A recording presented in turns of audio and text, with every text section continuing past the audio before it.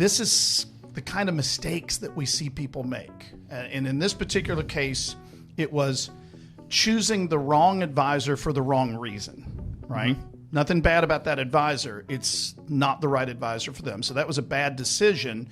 And then not understanding what it was that they were investing in, which is a violation of Warren Buffett's principles. You never invest in something you don't understand. And that's what happened to them. The implication is that, if you make a mistake as a W-2 employee, you made a mistake. Yeah, it may cost you a couple $100. Okay, but it's not going to be a huge deal. But if as business owners we make a mistake, there's a whole ripple effect to any mistakes that we made, especially when you have partners and other people that are relying on you.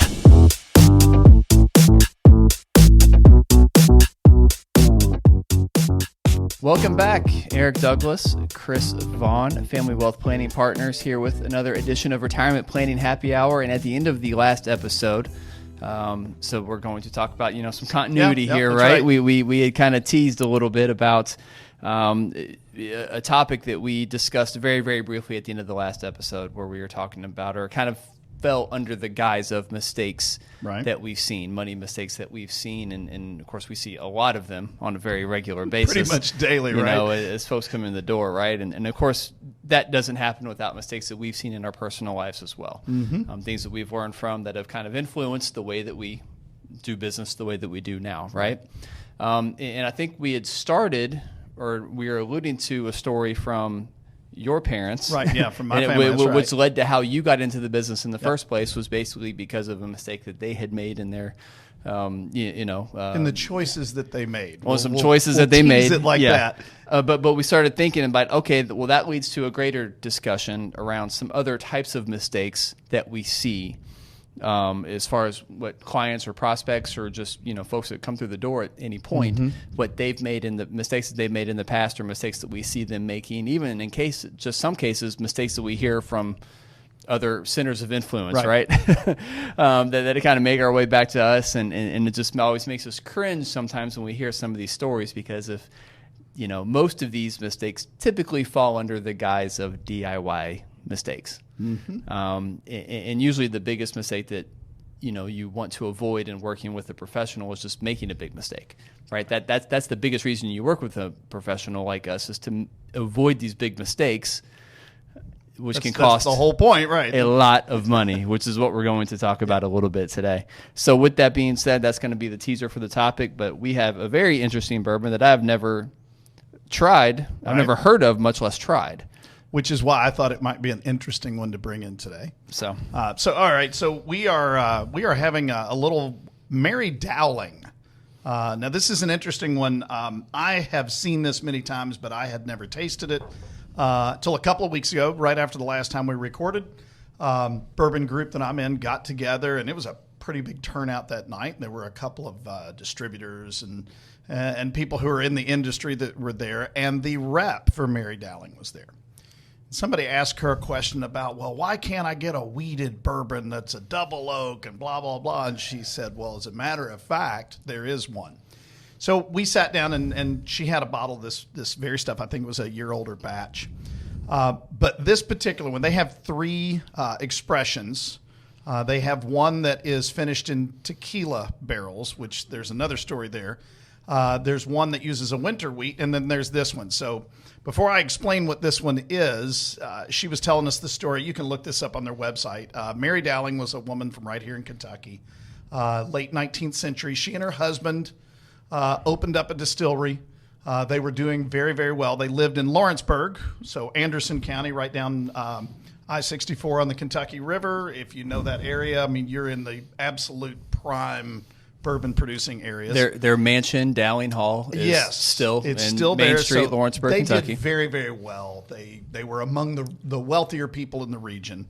And then things started going south. First of all, her husband died. So now she's a single woman, early 20th century. I think they had 8 kids or something like that. The banks wouldn't loan her money because that was considered high risk back then. It was a woman business owner. That was just unheard of. They were business partners. Her husband died, so she was running the business herself. Yes, and, exactly. And by all accounts, was successful. Doing well, right? Yes. But, this was just one of those people. She was very innovative. So she basically got the rules at the bank changed, right? Well, she chartered her own bank. Chartered. Yeah, you're right. She chartered her own bank, which of course they wouldn't let her sit on the board because she was a woman. Blah blah blah blah blah. All right. Then along comes Prohibition, and she got arrested for bootlegging. Go figure. I think it was her sons that were doing the majority of it. Her sons were probably the ones actually doing it, but there was a big, long legal battle. And then what she did over Prohibition, she actually dismantled her distillery and she moved it to Juarez, Mexico, which is right across from El Paso. And it's also worth noting she did not do this in isolation either. She did this with the help of a beam. Yes, Joe one of Beam, the beams. That's right. One of the beams, and also Mr. Pappy Van Winkle himself. Right. Was also involved. So, there's some big names involved in this, but she continued to produce bourbon in Juarez, Mexico until she died, and I think they continued to do it after that. She died right before Prohibition ended, like 1930, 31, something like that. Well, I think it sounded like she had to do that because during Prohibition, I think there were 5 or 6 distilleries that were able to sell medicinal bourbon, right? For medicinal we purposes. Tried those, right? And she was not one of she those wasn't distilleries. One of them. So interestingly enough, when she opens her distillery in Mexico, some of that product managed to find its way across the border. Right? Oddly enough, right? I don't know how that worked. And another thing, when the rep, shout out to Haley if you ever see this, when she's telling us this, the first thing that pops into my mind was, but she's making it in Mexico. It's not bourbon.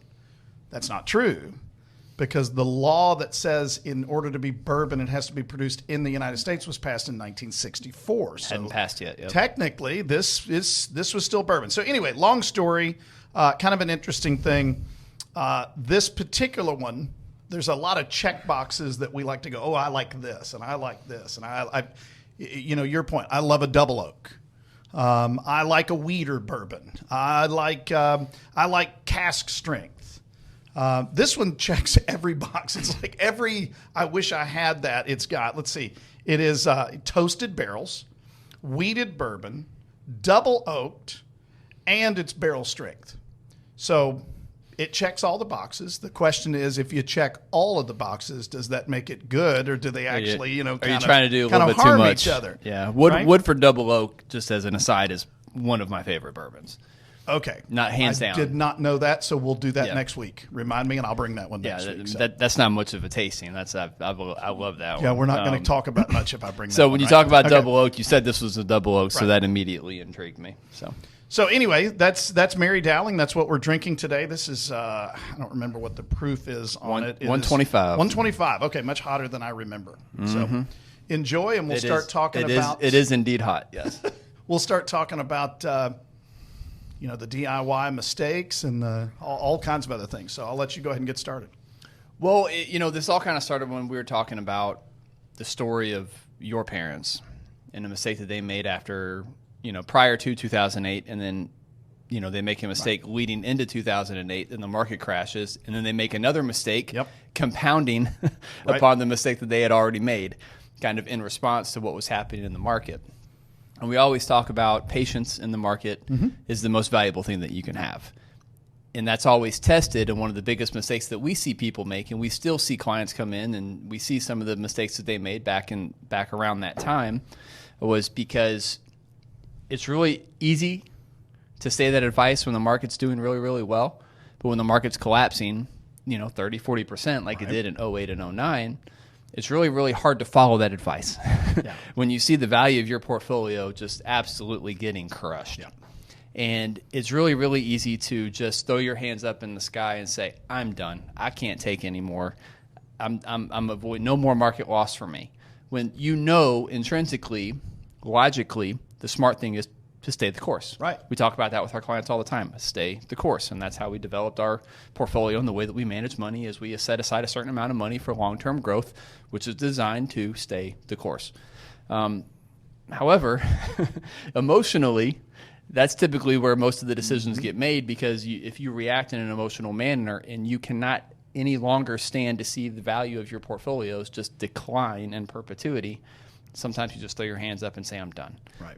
Your parents did that, yes, right? That's exactly what happened. And before I start telling that story, we actually did a podcast on the emotional cycle of investing. And we had a chart that, when the markets are down, the point where you're going, no mas, I've had all I can take. I'm out. I can't handle this anymore. That's actually the point at which you have the most opportunity, right? That's where it goes back to buy low, sell high. But it's impossible to do this with your own money and not be emotional, right? And that's the problem. So anyway, what happened to my parents was, and I'll go ahead and tell you up front, the first mistake was the way in which they selected their advisor. They did what a lot of people do. My dad's boss, or bosses, because there were a couple of partners that he worked for, were relatively wealthy gentlemen here in Louisville.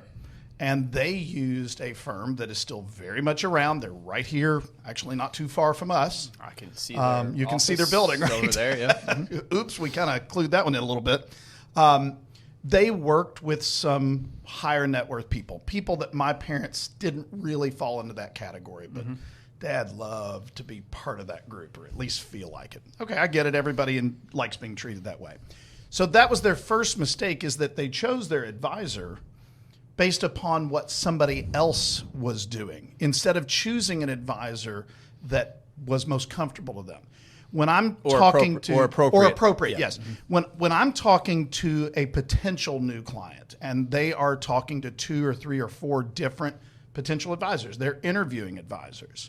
They almost always say, "I don't know how to pick," right? And what I tell them is, go interview a few advisors. That's absolutely fine. Who do you feel most comfortable with? Who do you feel like you can trust? You don't need to understand all the mechanisms that they use yet. Who do you trust? Who do you feel comfortable with? That's probably where you should start. It's what your gut's telling you. Dad didn't do that, right? And I can say that. Mom is no longer here, and Dad, I promise you, does not know how to listen or watch a podcast. So I can talk about it behind his back in a way, right? So anyway, they went with this particular firm, right? Now, this particular firm was old school. Their portfolio was made up of thousands of different stocks and bonds. It's not necessarily a bad thing. Okay, they're doing great. Along comes 2008, and they were not positioned for a downturn, but they were both retired. They were as aggressive in 2008 as they had been in 98, when Dad was still working and Mom was working part-time. So the market plummets. In about 3 months, they lost almost 50%. I mean, they were in the really high-risk stuff, which was awesome until it wasn't. Yep. Right. That's usually how it goes. That's how it works, right? So now they've lost all this money and they're in a panic. Now remember, they're the small fish in this particular advisory firm's pool. So guess who didn't get the call first, right? And it just kept going and kept going. So they finally got a hold of the advisor, and the advisor said, "Well, okay, it's too late now. Everything's already down." And then here it is. This is mistake number 2. And I've seen this sold like this. How would you like to participate in the market as it goes back up with no risk of loss? Well, when you say something like that to somebody who has just lost, who is emotionally devastated right now because their life savings, just half of it just disappeared. And they went, "Sign me up. That just sounds awesome." And what they did was all of their money, and I mean all of it, was put into a couple of different fixed indexed annuities, which we've talked about. FIAs are great. We use them all the time if they're used correctly. It's like any other tool. As a tool in the toolbox. Right. If you use it correctly, that's the ideal tool for the job, but used incorrectly, it's dangerous, right? And that's what happened here. So we've talked about in the past how FIAs participate in the market, or whatever index you choose. It's a fixed indexed annuity. And then it credits based on how it's doing. But there's a downside protection to them, right? So that if the market goes down, you don't lose anything. But that's the part that sounds good. Here's the other part of this. This was a 10-year product. So this was beginning of 2009 when this happened. So we had to wait until 2019 before we could fix it, right, without taking penalties. It was a bonus annuity. So there's this neat little thing. Hey, if you put all of this money in, at the end of the 10 years, you're going to get a bonus. The bonus was $15,000. Well, they actually give you the bonus up front, but you're not vested, Right. You so don't get you to keep it so if you you get don't out. actually get to keep it. But So they're seeing this $15,000 going, oh, we can't get out of that. We got to get our $15,000. But the cap, and it was a permanent cap, which you see that in bonus annuities sometimes. The cap rate on the S&P 500 was 4%. They could never do better than 4%. And we were talking to somebody just yesterday. What's the average return for the S&P 500? just under 10%, about Yeah. 9.7. Exactly. So year after year after year, they're getting much, much less return, less than half of the average. Especially when you see what the S&P 500 did after Gosh, 2009. Yes, exactly. So if they had just stayed where they were, they would have been infinitely better off than where Dad is today, because they made a poor choice on their advisor. Not that the advisor is bad. That's not what I'm trying to say. He wasn't the right advisor for them. Mm-hmm. And then they made another bad decision, which, and you were kind of prefacing this, that's what got me in the business. I watched all this from the sidelines, having thought about getting into this business for years. And that was when things started turning in my mind, going, I can never watch this happen to somebody else again and be powerless to do anything about it. So that was what got me into this business. But that was the story from actually 2 weeks ago, because we were both on vacation last week. That was the story of, this is the kind of mistakes that we see people make. And in this particular case, it was choosing the wrong advisor for the wrong reason, right? Mm-hmm. Nothing bad about that advisor. It's not the right advisor for them. So that was a bad decision. And then not understanding what it was that they were investing in, which is a violation of Warren Buffett's principles. You never invest in something you don't understand. And that's what happened to them. Mm-hmm. And they probably weren't properly educated, given the portfolio that they were in, that sometimes the best advice is to do nothing. Right. And sometimes that's the hardest advice to listen to, because, and you hear it all the time in politics. And this is one of the things, whenever you hear a politician say this, that we have to do something.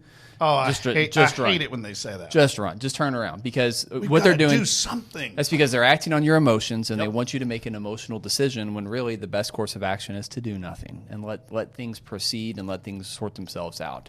But politicians never let a crisis go to waste.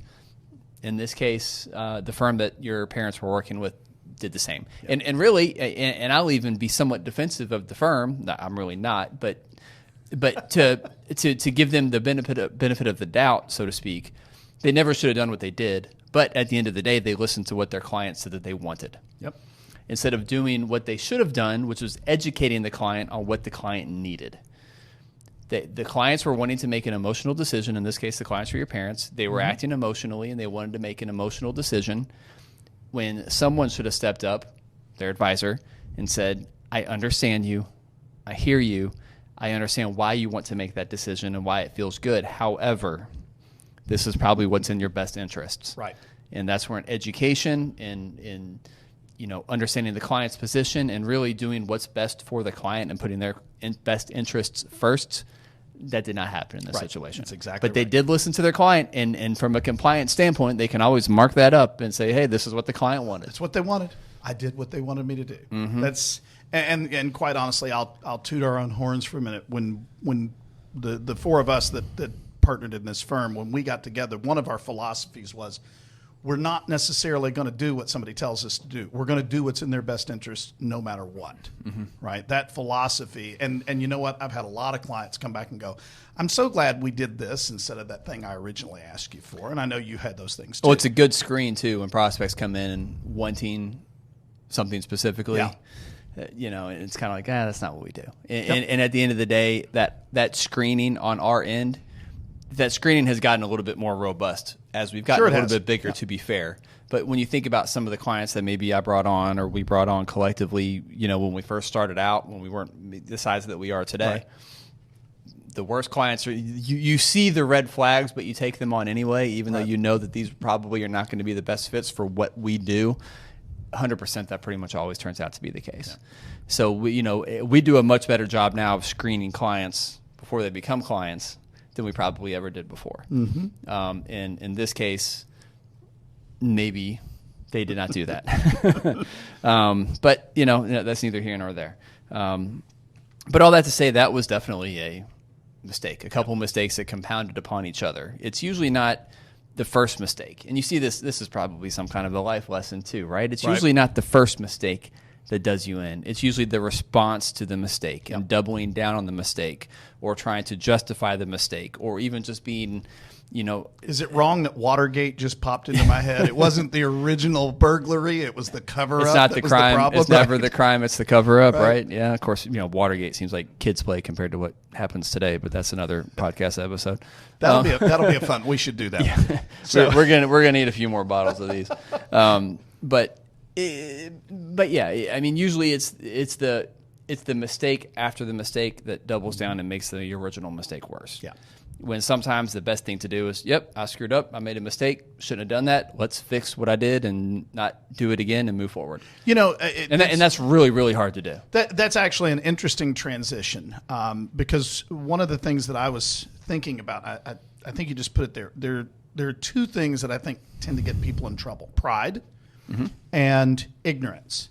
So when I say pride, it's like, well, this is what we did. We made this decision. And instead of pivoting, instead of going, whoops, we screwed up and taking that humble pill and changing, you continue on with the same mistake and you amplify the problem. And then ignorance, and when I say ignorance, I don't mean, stupid people. I mean, actually, you're not knowledgeable of a particular subject. And you'd be amazed how the smartest people tend to be the most ignorant. Well, and that's actually kind of where I was going with this, kind of pivoting back to talking about some of the mistakes that we see people make, especially in the DIY world, but also, we're big advocates for using professionals to do things for you. But how you select that professional, the way that my parents picked the wrong firm, that's another one. I'll give you an example. I remember having a conversation years ago with somebody. I don't remember where we were. We were in a store somewhere, and we were talking to the guy that owned it. And it was just a conversational thing about their products. And the guy asked me what I did, and I said, well, I'm a financial planner. And he goes, oh, well, my accountant is my financial planner. And it's like, okay, full disclosure. You and I both use the same CPA. He's awesome. Love him, right? He does really, really good work. But he doesn't try to pose himself as a financial planner or an investment advisor. And the reason for that is he's more knowledgeable than most, but it's still not his expertise. And he'll be the first one to tell you that. Well, he leans on us and we lean on him. We lean on him, absolutely. Yeah. We call him all the time when we're working with a client. We're talking about the tax implications. Like, okay, I'm 99% sure that I understand how this rule would apply to you, but let me go check with my guy. Mm-hmm. And I make a phone call, and he explains what I'm right about or what I'm wrong about and how it would apply to this client, even though it's not necessarily a client of his, right? But it's that ignorance of you don't know what you don't know. And there are some professions out there, I'm going to throw some people under the bus here. Do it. Who are notorious for not knowing what they don't know. And we'll kind of lean into it so the listeners might be able to think of a few of them off the top of their head. I can give you three. So think about professions where you require a high level of formal education, or even if it's not a high level of formal education, it's a high level of intelligence to get through that education. So the ones that pop into my mind: physicians, attorneys, and engineers. Those were the exact same three. Yep. And I've got all three as clients. We did not talk about this beforehand either. No, we didn't. I've got all three as clients. I know you have all three as clients, and I've got some great clients that fall into those three categories. And we are definitely stereotyping. Yeah, sure we are. But there is sometimes there's truth in stereotypes. Right? I have one in particular. She is a retired engineer. I've been working with this particular lady for years and years, and I tell people all the time before they meet her, and you know who I'm talking about. When you meet her, you need to understand she is the smartest person in the room. Now, I'm not saying she thinks she's the smartest person in the room. She's not arrogant in any stretch. She's actually very humble. She is actually the smartest person in the room. She is a brilliant woman, but she is knowledgeable enough and wise enough to know she doesn't know everything. So she She recognizes that. Unfortunately, there's a lot of people in that profession that don't. I'll give you a great story. This came in earlier this week from that same CPA. He calls us with what he calls what the stories, right? So this particular one, and I'm probably going to screw this up a little bit, so forgive me, but he was talking about a gentleman that he met this past week that was an engineer and was a DIY guy because he knew everything he needed to know. Mm-hmm. And he wasn't just a DIY guy with investments. He was a DIY guy with everything, okay? At least two major things that we know of. So what he did was he had about $400,000 in a Roth 401k. Now, number one, good for him. Mm-hmm. You got a chunk of money that you're never going to have to pay taxes on unless you do what he did. Right? So anyway, don't screw up a good thing. He decided that he was, so I don't know this guy. I don't even know whether he's local or not. But he decided that he was going to roll this money over into his IRA. Okay, perfectly legitimate thing to do. We recommend that all the time, assuming that you're, eligible for that. But he did it himself. Now, this was back in 2021, and that's important here, right? Mm-hmm. So he did his investing through TD Ameritrade, right? Okay, that was a major player back then. And he rolled his $400,000 into his IRA. Notice, I didn't say that he rolled it into his Roth IRA. He rolled it into his regular IRA. Okay, mistake number one. Now, I'm sure he didn't intend to do that, right? The guy's not a moron. He recognizes Roth as Roth, I would assume. But he didn't recognize that he pulled the wrong trigger right when he was recording this, okay? And the people that are at TD Ameritrade or Fidelity or Schwab or Vanguard or any of the other companies that you can go do business with, it's not their job to monitor you. Well, they're customer service right? agents. Correct. Yes. So there's nobody checking to make sure that he did it right. Okay, mistake number one. So number one, he's created a problem by putting Roth money into traditional account. Mm-hmm. Okay, so there's mistake number one. Mistake number two, he didn't roll it over. He clicked contribution. Oh, now, contribution and rollover may mean nothing to people who are not in our industry, but those are very specific terms, right? Mm-hmm.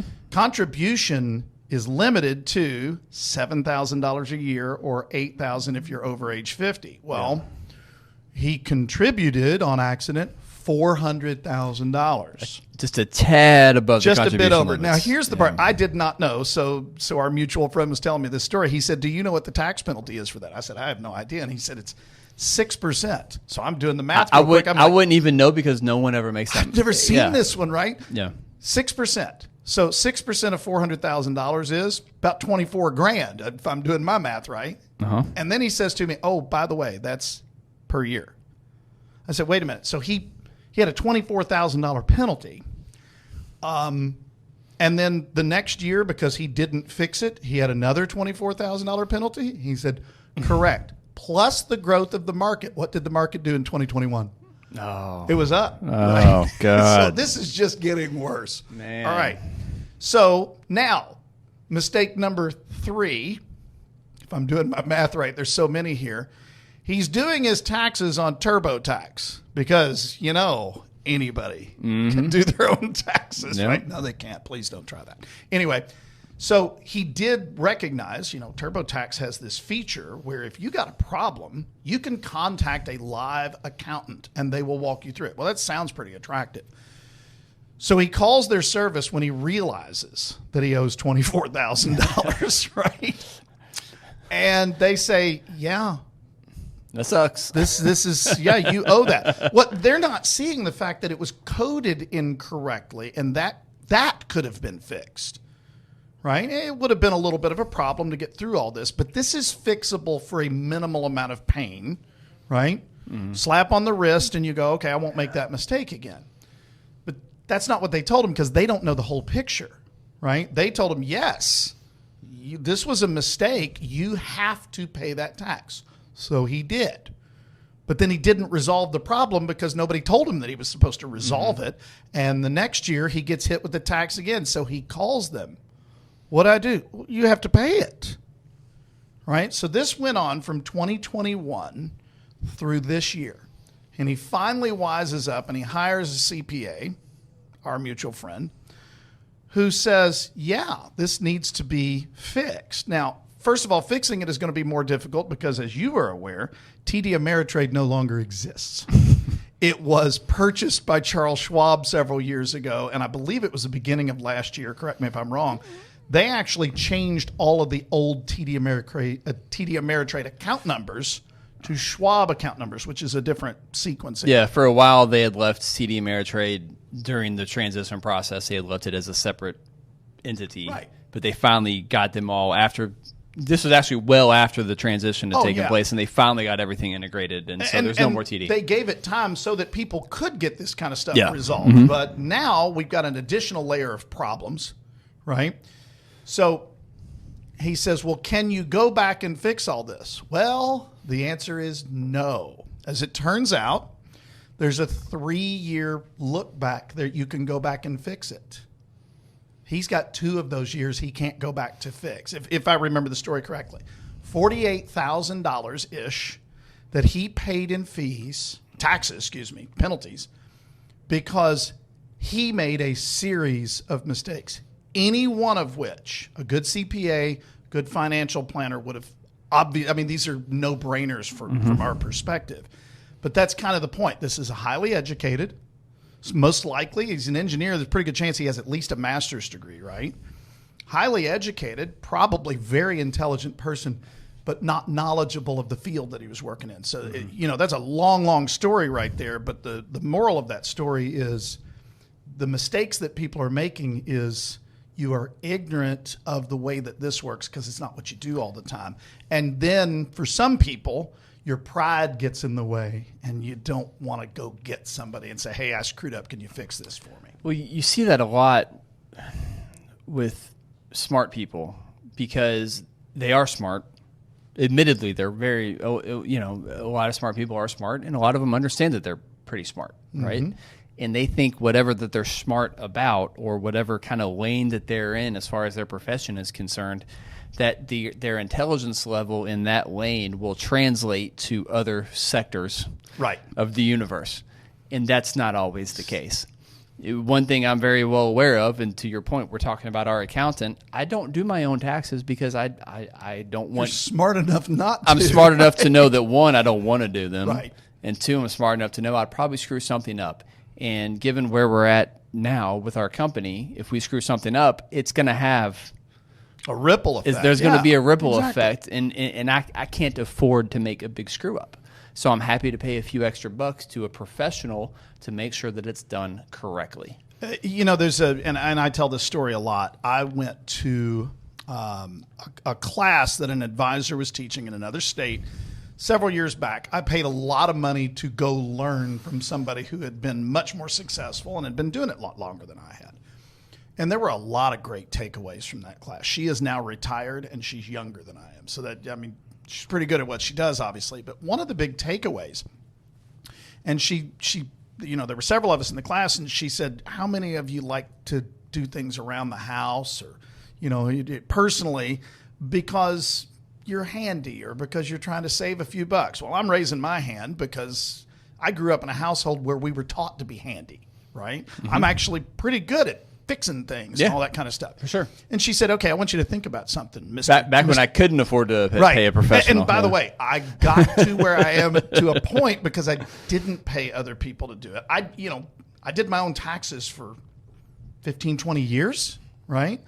I have a degree in accounting. In theory, I should be good at this. But what I didn't know is what I didn't know. But when you're a W-2 employee, though, the risk of screwing something up on your taxes is far greater than when you're a business owner. You mean far less than when you're a business owner? Correct. I'm sorry. Yeah. Yes. So the implication is that if you make a mistake as a W-2 employee, you made a mistake. It may cost you a couple $100. Okay, but it's not going to be a huge deal. But if as business owners we make a mistake, we can. There's a whole ripple effect to any mistakes that we made, especially when you have partners and other people that are relying on you. Yep, that's exactly right. So anyway, her lesson was, if you're going to do it yourself, how much money are you going to save by doing it yourself? Right? If you pay somebody else, say $1,000 to do a task, And you could do it yourself, and it's only going to cost you $200. Well, what you're thinking is, I'm saving $800, right? Okay, that sounds great. How much money would you have made if you'd have gone to work and done your job instead of taking the time off to paint the house or pick a task or whatever? And her advice was, if you could have made $100 in that time frame, well, that it makes a lot of sense to go ahead and do the DIY project because it saves you money. On the other hand, if you would have made $1,000, right? I saved $800 by doing it myself, but I could have made $1,000 if I just simply gone to work over whatever that time frame is. Oh, and by the way, the person or the team of people that you're hiring are much better at it than you are, so they're going to do a better job. They're probably insured, hopefully. Whoever you're getting to do the project is insured. So if they screw it up, they're going to have to pay for it. Whereas if you do it yourself and you screw it up, now you got to fix the screw up. And I'm thinking about like home repairs is what pops into my mind. So the $1,000 project just became a $3,000 project because of fixing your repairs. But think about it in the aspect of your finances or your taxes or all that. Those kind of mistakes. The example that we were just talking about, that was a $48,000 mistake, not to mention all the time and headache that went into it. For all I know, the stress of this whole thing took a year off this guy's life. We just don't know. That's not something that's quantifiable. It's interesting as we're sitting here talking, I was just sitting here thinking about the kind of clients that I have found to be the most difficult to bring on as clients. Mm-hmm. Probably the most skeptical of utilizing or hiring someone or outsourcing, not necessarily just financial advisory services, financial planning services, but just kind of anything in general, right? And this is going to go maybe a little bit off course from what we're talking about, but it definitely relates. But when we bring on new clients, when we have prospects walk in the door, we don't really have much trouble. Clients that are $5-6 million. Yeah. They're actually, I don't want to say they're easy to bring on board as clients, but they're easy to explain things but to. But they also, but it's funny because when you have someone who's very rich, they understand that they're usually smart enough to know that probably they came from some level of money. They didn't do this, and maybe their parents had someone, and they understand that they need to have someone, and it's actually very easy for them to siphon off and pay someone to take care of some other aspect because they understand that the value of their time, and they're happy to pay someone to take something off of their plate. Someone who's, probably 1.5 to 2 million and under, they understand that, okay, I've done pretty well, but I don't think I necessarily have enough, and I definitely need some help, and they're happy to pay a service. Yep. It's usually those folks that are kind of in between that $2 to maybe $4 million range. And once again, I'm probably stereotyping a little bit, but generally speaking, all stereotypes are based on some level of truth, right? Yeah, but generally speaking, though, when you get to that level, you're clearly successful. You've clearly done clearly done well, and you're probably very smart. In whatever capacity that may be, whatever profession that you're in, you've clearly done well. You've done a good job of kind of doing the basics, saving money, staying the course, whatever the case may be. Mm-hmm. Those are usually the clients because they're not extremely rich, but they're well off. And those are usually the clients. It's interesting because they're probably some of the smartest clients out there because maybe they came from nothing and they made something of themselves. Exactly. And they probably have an overinflated sense of their abilities. I don't need help in this lane. I can do it myself. I've always done it myself, and they equate accumulation, the skills that it takes to accumulate wealth and make money, as being the same as preserving wealth and managing money and in estate planning and doing all the other things that a planner does. Yeah. So it's interesting because it's when you're small or big, it's almost, those are usually the easiest clients to bring on board and convince, and talk to about our services and what it is that, someone that, it's not necessarily, once again, just us, but it's anyone that kind of needs any kind of services that they're going to any outsource. Kind of professional services. They're usually happy to outsource. It's kind of that upper middle class or, lower upper class, that maybe that did it themselves and has done very well. Those are usually the hardest to convince. That you're doing very well over here, but maybe over here you could use some help to get to the next level. No, it's just an interesting observation that I've had over the years. I think you're absolutely right. I think people do convolute, at least in our industry, they convolute accumulation and distribution as being the same thing because they're not. And I've heard you say this in front of workshops and things many, many times. When it comes to accumulation, really the key here is save consistently, invest it, and leave it alone, right? And over the last 17 years, if you've done that, 16 years, if you've done that, you've got a nice nest egg, right? It's hard to screw that up over the last 16 years. And therein lies the problem because, we had 2018 was a negative year. 2022 was obviously pretty bad. People think of 2020. Oh, that was horrible. The markets dropped, 35% in a month? Yeah, but they went right back up. It was a bad 2 months. That one's an outlier because it was actually a positive year. Right? It was a very positive year. But, the people who have been diligently saving and they said, okay, well, inside of my 401k, I want to pick something aggressive. So they pick an S&P 500 type fund and they pick an international fund and, maybe 2 or 3 other ones. Well, yeah, if you keep dumping money into that over the last 15, 20 years, you've made a boatload. But they assume because they've always done well with that they will do well with distribution.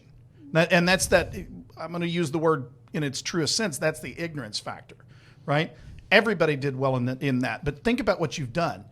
You picked out a few mutual funds out of your 401k that were aggressive mutual funds, and you saved diligently, and you didn't do anything else. And then because the number got bigger on your statements, you assume that you know what you're doing. And it's funny. Well, it's interesting because where they're not at in life yet is where your parents were. Yeah, exactly. Because guess who else did that? Your parents. Yep, that's exactly right. And your parents, and we started this conversation off talking about your parents and the mistakes that they made. Well, they hadn't made a mistake until they did. And they probably went to the wrong person, and then they made that first mistake, and then they compounded upon itself a few times, right? But they had done all of those things. They had saved into retirement. They had a good little nest egg at that time, Yeah. But they had retired, and they did not change course, and they did not readjust their portfolios because what had always worked previously that'll always work, right? It's everyone thinks whatever's happened, whatever's currently happened is always going to continue to happen in perpetuity, and that's not the case. There will be another 2008, 2009. It's probably going to happen in the next few years. I don't know. I hope it doesn't. Maybe it will, maybe it won't. Right. But law of averages tells us, within the next probably 5 years, we're probably due. So be properly prepared for it, not be in that, uber aggressive portfolio, for example. And if you get to, retirement age now, you live through 2022, but, you've had 3 years to recover. You've fully recovered from 2022, and 2022 seems like a distant memory now. Right. And so now if you go to retire today, and you're just going to continue to do the same thing that you've always done because it's always worked for you in the past, and you don't change course or adjust based on a change in your current condition, you're opening yourself up to a lot of potential trouble. Right. So, all right, let's stop and let's talk about Mary Dowling for a minute. So, what's your initial thoughts here? What does this cost? This is about $120 a bottle. Nah, it's not worth it. So, all right, that's high level. Now, I'm disappointed. When I hear double oaked, I have a high expectation. I love double oaked. Love double oaked Woodford. There's another double oaked that I love, and I can't. The name is just. I'm just drawing a blank on it. Are you thinking about the Old Forester 1910 that we both love? That's a double oak. That might be. I think that was it. Yeah. That one's really good. I think they're trying to do too much. Okay. And I don't love it. I will tell you, it's better after I cut it with a few drops of water. Okay, so first of all, it's really hot. Yes. To the point that it kind of burns out some of the flavors. When I cut it with a couple of drops, I felt that wheat flavor start to come out. It was like, ooh, this is really good. Then I cut it again, if you noticed, and my finger slipped, and I cut it a lot. Right? And now it is all cinnamon. It's actually hotter now than what it was, which is just bizarre when you think about that, because technically I did dilute it. But the flavors that are coming out are those really spicy notes. The very first taste that I had, I did not like. Yeah. And I was prepared to say so. You take it. I guess I had to cover my palate, right? And I don't know. I'm not. You're far more advanced when it comes to this stuff. But I've been called a lot of things, but far more advanced is not one of them usually. You're a better drinker than I am, Chris. There you go. No, but it was. The first taste was not good. Okay. Subsequent taste got a little bit better as some of that. Sure. Some of that heat came down a little bit. After I cut it, it got a little bit better. It's okay. Yep. It's fine now. I don't want to. Okay, here's my opinion. First of all, I like this. I like it a lot. Do I like it $120? No. Yeah, I think my expectations. Life is all about expectations. Yeah. I think my expectations were. And I think you hit on something. You kind of stole my thunder a little bit. We talked at the beginning about how this checks all those boxes. Ooh, I like toasted bourbons. I like cast strength. I like double oaked. I like wheated. Well, they checked every single box, and quite frankly, I think they hurt each other by trying to do all of them. I think if you removed one of those, it might improve this. I don't know that, but. That's my initial thought. Here's a general rule of thumb that I've noticed when it comes to bourbon. Celebrities, if there's a celebrity behind it, run. Don't waste your time. And the better we even did years ago. We did a celebrity bourbon on the previous version of this show. We've done a couple. Yeah. Okay, I was thinking in particular Blackened, which is the Metallica one. Yeah. And I don't know that there's a partner in this firm that's not a Metallica fan. I mean, we all love Metallica. Hey, there will be no Metallica. And that was one of the most disappointing things I've ever had, right? Yeah, to your point, if there's a celebrity on it, it's probably not good. That's a general rule of thumb. And you can probably take that across all other different types of spirits too. Yeah. There's one exception. If you're a tequila drinker, and I'm kind of becoming a little bit more if one. You're going to the one I'm thinking of. Well, it's Casamigos. Okay, that one I'm not familiar. It's the George Clooney one. Okay, that one's actually really good. I've been wanting to try the Sammy Hagar one. I never have. I've not tried that one. I'm not a big tequila guy. I've not tried that one. Don't do the Rock one. The Terramana, that one's not that good. The Mark Wahlberg one is not that good. Okay, I forgot. You know what? I'm gonna. Okay, I can think of a celebrity one that's actually good. Aviation Gin. Now, I'm not a gin drinker. Yeah, I'm not a gin by any drinker, stretch. Yeah. I do. In the middle of the summer when it's just sweltering hot and you're outside, like when you're playing golf, a gin and tonic is something I actually enjoy. It's not something I want very often. And I did try some Aviation Gin in that one time, and it was fantastic. So shout out to Deadpool. Because that's him, and his name just popped out of my head. Ryan Reynolds. Ryan Reynolds, thank you. I could hear his voice. That one's actually pretty good, but that's a $30 bottle. That's not one of these celebrities where you're paying $60, $70, $80, $200, $300 for their name. Risk reward, yeah. Yeah. Well, so when it comes to celebrities, when it comes to story, when they're leading with the story, and there's a couple other bourbons that have led with the story. And this one has a great story. This one has a really cool story with Mary Dowling, and I'd actually be kind of interested to hear maybe a little bit more about the story. We did one a while ago. It pained me to hate it.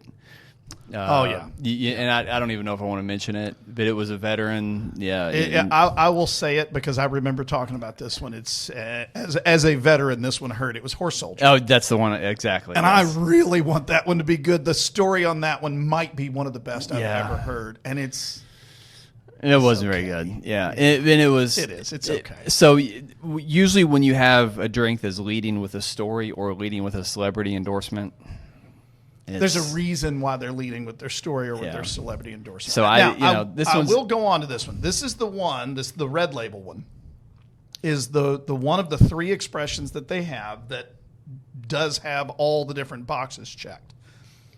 I would like to try the one that they've got that is finished, and it's a high rye, right? So it's not the weeded mash bill. It is. Yeah, it's finished in tequila barrels. I'd be interested in tasting that. I'm not going to go out and buy a bottle because I'm unlikely that I'm going to like it enough. Mm-hmm. But I would try the third one that they've got, and I'm assuming it's a lower proof. I don't remember off the top of my head. It is It is another wheated bourbon, but it's winter made wheat. with winter wheat. And if you know anything about winter wheat, it has a slightly different flavor. It's a very light flavor, like, people who know anything about baking, and I've had these conversations with, both of my sisters are into that kind of stuff.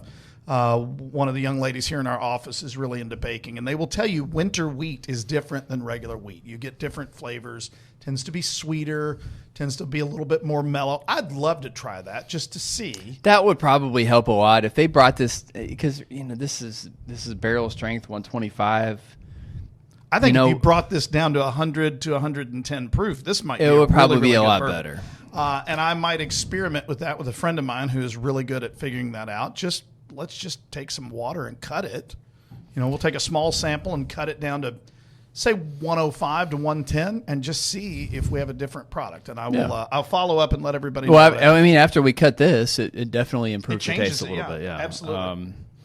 But we have this conversation constantly. What's the bourbon worth, right? And once again, in this case, it's not worth the 120, 140. Right. The more I drink this, the more I like it. But I'm not liking it $120.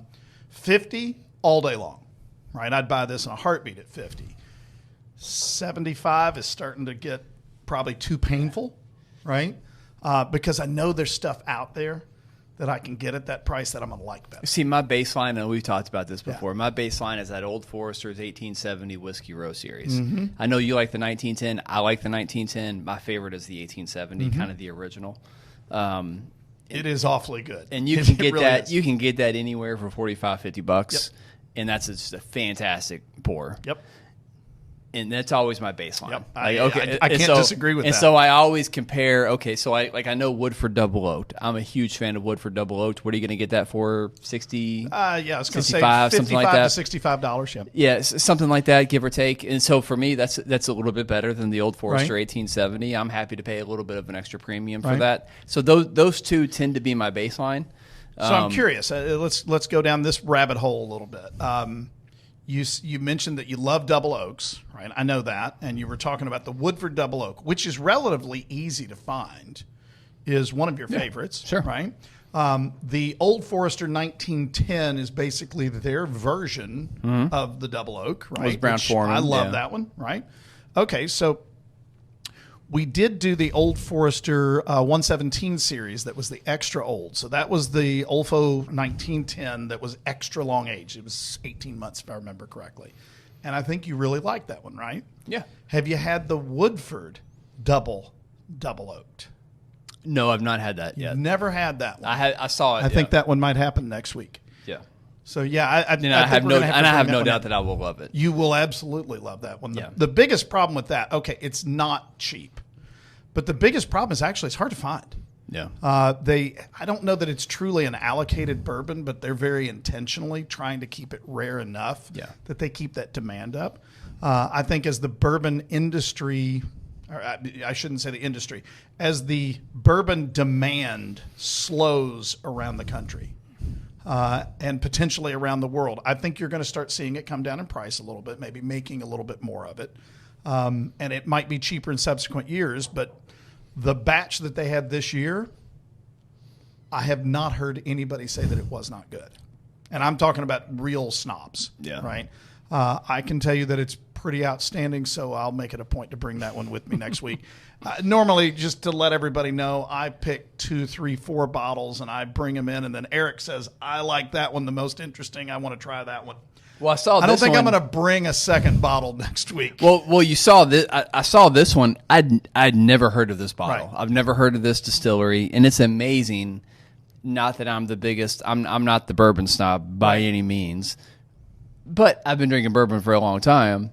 I feel like I know most of the brands, or at least have seen most of the labels, at least at liquor stores and whatnot. I've never heard of this, so I was like, "Oh yeah, I want to try that." It's one of those. If you walk into a liquor store that has a fairly sizable selection of bourbons, right? It's there, but there's one row of it, and you can easily glance right past it because there's hundreds of other ones in that area where there's only one row of that, as opposed to the Old Forester that we were just talking about, where there might be a shelf of it, right? So, it is one of the more obscure things out there. I will tell you that it is produced at a distillery right here in Louisville, but it is not one of the names that you would think of when you think of a what they call a sourcing distillery. And it is a very, very cool distillery here in town. So once again, has a cool story. We might try some of their product one of these days. So, I would love to try the other two versions. I don't want to pay for the tequila one, but I'd like to try it. I'd love to try the tequila and the winter wheat. But the winter wheat, I would pay for a bottle of that. I don't know what it retails for. I have no idea. I would assume it's less than this one. This is kind of their feature product. Yeah. And that usually means it's the most expensive. But, it kind of circles back to what we were talking about. Sometimes we make mistakes when we make decisions, but is it a mistake that you can afford to learn that lesson? Yeah. Or is it, for example, if you're changing out a spark plug on your lawnmower and you do it wrong, you're out the cost of a $5 or $10 spark plug. And in a worst case scenario, you're out a lawnmower that cost you, $300-$400 now. On the other hand, if you change the spark plugs on your car and you don't actually know what you're doing, you could be out an engine that might cost you $5,000 to $10,000. So when we're talking about mistakes and circling back to, you got to make sure that you get pride out of your life. Humility is a fabulous tool, and by the way, people like humble people, and understanding what you don't know. Yeah. Don't get ahead of yourself. Do your research, hire professionals, make sure you're hiring a professional that suits your need and your personality and your unique situation. You'll end up saving a whole lot of money and a whole lot of heartache by not making those mistakes. Yeah. Probably a pretty good place. I think that's a good wrap-up. Pretty good place to wrap up. You sum things up pretty well. So thanks for joining us. If you are watching on YouTube, hit the subscribe button. We would greatly appreciate it. If you're watching on or listening via podcast, please give us a rating and a review. We would greatly appreciate that as well. Share with any friends that you think might benefit from any of the nonsense that we're talking about here, whether they might like bourbon or they might have some interest in retirement planning. We would greatly appreciate it. Thanks for joining us. See you next week.